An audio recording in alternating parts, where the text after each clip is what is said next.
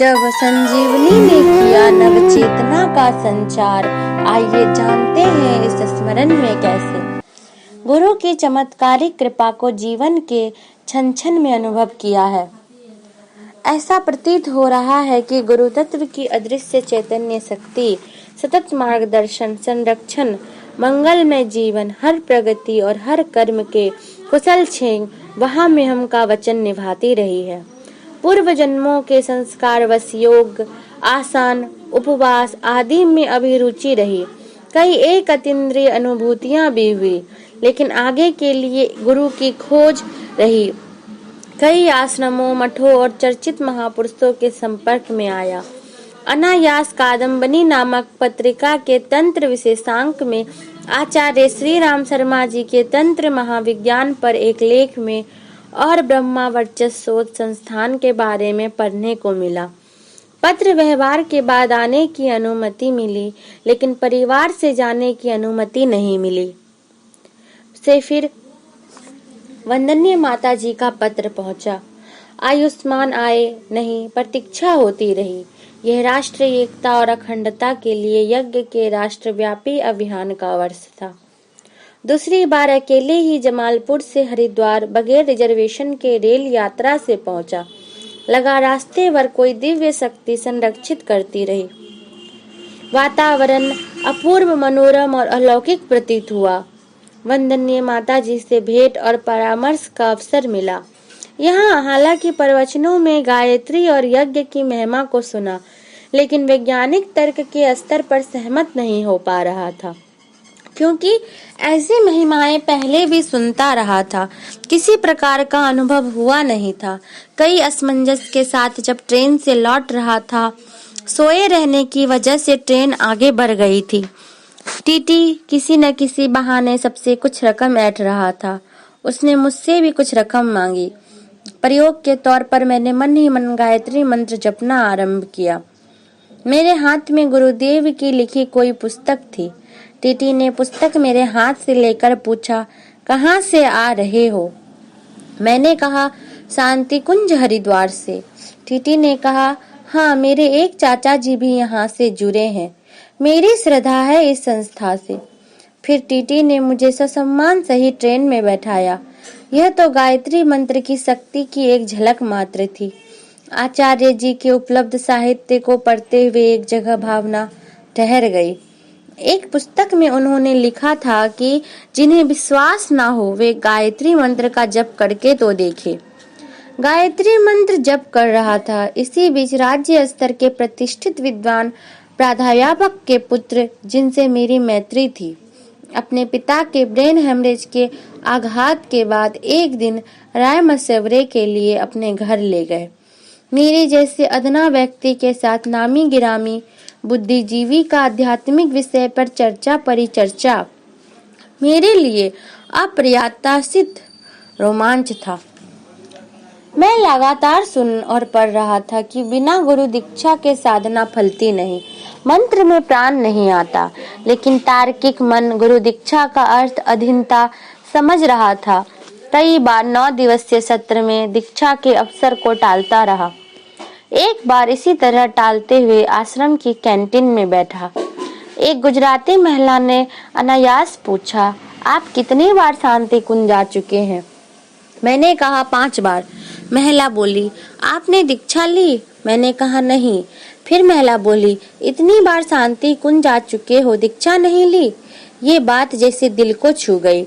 एक बार माँ और बहनों को लेकर शांति कुंज आया। माँ पहली बार में ही दीक्षित हो गई। दूसरी बार माँ के साथ शांति कुंज आया। माँ ने कहा, इस बार अवश्य ही दीक्षा ले लो। मैंने दीक्षा तो ली, लेकिन अभी भी बेशर्त समर्पण का भाव था नहीं। अभी भी बौद्धिक भूख के रूप में विभिन्न साधना ध्यान मार्ग की पद्धतियों में भटक रहा था। कई बार ऐसा लगा कि स्वयं गुरुदेव ही मुझे ये सब जानने समझने की सुविधा और अवसर उपलब्ध करा रहे हैं। एक बार आमल खेड़ा के युग संधि महापुरुष चरण की अर्ध पूर्णाहुति के अवसर पर टुंडला किसी धार्मिक सत्संग स्थल पर गया। आगरा आते हुए बस से उतरते वक्त बुरी तरह सड़क पर गिर गया। वहां के लोगों ने उठाकर सड़क के किनारे लेटाया। सामने एक बड़े पोस्टर में गुरुदेव व माता जी की आशीषमय मुद्रा में बड़ी तस्वीर थी। इस स्थिति में प्रबल आत्मविश्वास से भरी प्रार्थना के साथ इन्हें संरक्षक के रूप में स्वीकारा। अद्भुत! वहां के बड़े परोपकारी लोग चैरिटेबल अस्पताल ले गए। वहां अस्थि रोग विशेषज्ञ चिकित्सकों ने पूरा ख्याल किया। वहां सहायक सज्जनों ने बड़ी सद्भावपूर्ण भावना से कांधे पर बिठाकर ट्रेन आदि के सहारे घर पहुंचाया। गायत्री परिवार के लोगों की सामूहिक प्रार्थना के बलबूते मैं स्वस्थ हुआ। कुछ लोग मिशन के कार्य से बुलाने आते, टाल मटोल करता रहा। एक दिन आधी रात को मां को गंभीर रूप से बीमार होने के कारण अस्पताल में भर्ती करना पड़ा। ऑक्सीजन सिलेंडर लगाना पड़ा। मुझे यह गुरु कार्य की अवहेलना का दंड लगा। अस्पताल के पीछे चबूतरे पर बैठकर गुरुदेव से प्रार्थना की, अब आपकी सेवा में पूरे तौर पर तत्पर रहूंगा। आश्चर्य! माँ ठीक होने लगी। फिर गायत्री मिशन में बेशर्त पूर्णतः सक्रिय हुआ हूँ। हमारी 3 बहनों मिशनरी गतिविधि में अपनी गायन वादन प्रतिभा से सक्रिय है। गुरु के अनुदान स्वरूप उन्हें अच्छी शिक्षा, उत्तम वैवाहिक जीवन प्राप्त हुआ। एक और घटना जिसने चेतना को उन्नत बनाया और शारीरिक चिकित्सा के स्तर पर अद्भुत अनुभव दिया। हुआ यूं कि पूरब सराय शक्तिपीठ मुंगेर से युवा सम्मेलन के कार्यक्रम से लौटते हुए गेट के पास पथरीले रास्ते से फिसलकर इतनी बुरी तरह गिरा कि बाएं पैर के घुटने में जबरदस्त चोट आई। लाख प्रयास के बावजूद न तो पैर मुड़ पा रहा था और न ही मैं उठ पा रहा था। बेहद लाचार और असहाय व्यवस्था की स्थिति। वहां उपस्थित गायत्री परिजन कई सलाह मशवरे के बाद मुंगेर के पोलो मैदान के पास एक व्यक्ति के पास ले गए। उसने गहरी चोट कहकर पट्टी बांध दी। 300 रुपए लिए। फिर मुझे घर लाया गया। भ्रम, भय, आशंका और नासमझी में कुछ दर्द निवारक गोलियों और अन्य उपचारों से मन को करीब 15 या 20 दिनों के बाद जब स्वतः पट्टी खोली तो मेरा घुटना मुड़ता ही नहीं था। फिर एक्सरे से जो रिपोर्ट आई उसमें घुटने की चक्री 2 टुकड़ों में टूटी थी। घुटना बुरी तरह फूला हुआ था। डॉक्टर की सलाह मिली कि स्टील की चक्री प्रत्यारोपित की जाए या हड्डी काटी जाए। बेहद खर्च, सहायक लोगों की कमी, स्वयं बिस्तर से उठ नहीं पाने की असमर्थता।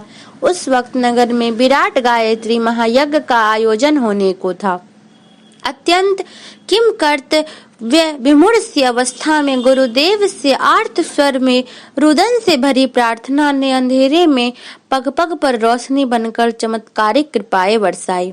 स्टिक के साथ चलने के प्रयास में किसी झटके में असहनीय दर्द बढ़ गया। उस रात बहुत रो रो कर गुरुदेव से प्रार्थना की। रात्रि स्वप्न में एक दिव्य पुरुष ने घुटने को हाथ से छूते हुए कहा कि आप मेरे बताए हुए प्राणायामों को थोड़ी लंबी अवधि तक और गहरे प्रार्थना भाव से करें। पहले भी प्राणायाम के अभ्यास से पेट की बीमारी से राहत पाई थी। एक उदाहरण द्वारा तत्कालीन गायत्री शक्तिपीठ के उपजोन समन्वयक श्री त्रिवेणी प्रसाद अग्रवाल ने अपनी पत्नी के टूटी हड्डी का केस बताया, जो प्राकृतिक ढंग से ठीक हो गया था। एक धार्मिक चैनल पर एक अंतर्राष्ट्रीय स्तर पर प्रख्यात अस्थि रोग विशेषज्ञ के 100 लोगों पर प्राणायाम के शिविर द्वारा सकारात्मक परिणाम को देखा। दोनों उदाहरणों से आए विश्वास और बिल्कुल सकारात्मक सोच के साथ प्रातः 3:30 बजे, संध्या 4 बजे मैं पर्याप्त समय तक प्रार्थना, पूर्ण भाव से प्राणायाम की आध्यात्मिक चिकित्सा का अभ्यास आरंभ किया। प्राणायाम ध्यान के वक्त में मिलने वाले लोगों से कम मिलता था। आश्चर्य, पैर धीरे धीरे मुड़ने लगा। 2.5 महीने में पैर के सहारे बैठने लगा। एक रात्रि स्वप्न में डॉक्टर प्रणब पांड्या ने निर्दिष्ट किया कि प्राणायाम के साथ साथ रोम रोम में हर कोशिका में सविता संचार और सोहम का भाव करे। प्राणायाम करते हुए भाव रहता है कि अंतरिक्ष से सर्वश्रेष्ठ ईश्वरीय चिकित्सा औषधि की आशीष में चेतना का प्रभाव घुटनों में हो रहा है। प्रबल विश्वास के साथ हाथ के स्पर्श से ईश्वरीय चेतना को घुटनों में प्रभावित होने का ध्यान करता। स्टिक के सहारे अब धीरे धीरे टहलना आरंभ किया। गायत्री जयंती के दिन सन 2007 में रक्तदान शिविर के कार्यक्रम में किसी तरह गया था। इसी बीच आंतरिक जगत में अद्भुत दिव्य अनुभूति, अलौकिक स्वप्नों का क्रम बना रहा। स्टिक के सहारे ही यज्ञों की टोलियों में जाने, स्वाध्याय मंडल चलाने जैसी कई गतिविधियों में सक्रियता बढ़ी। पहले तो स्थिति इतनी बुरी थी कि व्हील चेयर और बैसाखी के सहारे चलने की अब सातजन्य सोच थी, लेकिन प्रार्थना में प्राणायाम से टूटी हड्डी जुड़ने की अद्भुत चिकित्सा हुई। मिशन के लिए महत्वपूर्ण दायित्व निभाने के अवसर मिले। एकांत की साधना से संचित प्रारब्ध कटे। शांति, दिव्यता की अलौकिक अनुभूति और गुरुदेव की आशीषमय कृपाओं के प्रति अंतरतम से चिर कृतज्ञ